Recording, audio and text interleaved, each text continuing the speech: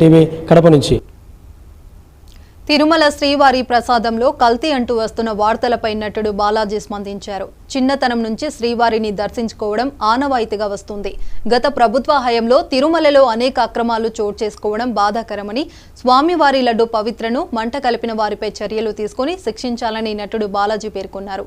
దర్శనం చేసుకోలేకపోయిన వారు లడ్డు ప్రసాదంతో సరి పుచ్చుకునేంత పవిత్ర కలిగిన ప్రసాదాన్ని అపవిత్రం చేయడం దుర్మార్గమని బాలాజీ చెప్పారు.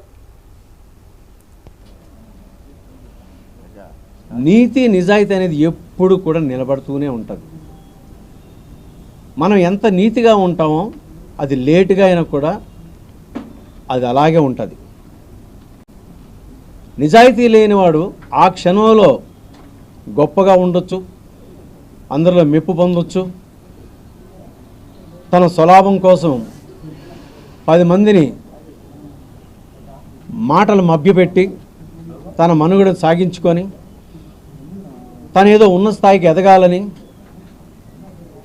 ధనం మూలం మిదం జగత్తు అనే ఒక స్వలాభంతో ఒక అనైతిక ఆలోచనతో ఉండేది అది ఎక్కువ కాలం నిలబడదు. ఈరోజు అదే జరిగింది. దేవుడు అనేవాడు ఉన్నాడని చెప్పడానికి చాలా చాలా చాలా చాలా అద్భుతాలు ఉన్నాయి, చాలా చాలా ఫలితాలు ఉన్నాయి, అందరి దగ్గర తెలిసినవే. కానీ ఇలా జరగడం వలన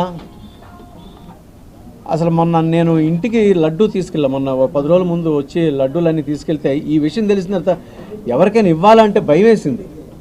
వాళ్ళు దేవుణ్ణి ఏమని అంటారేమో అని భయం వేసి ఆ లడ్డూలన్నీ ఇంట్లోనే ఉంచుకొని మేమే తిన్నాం.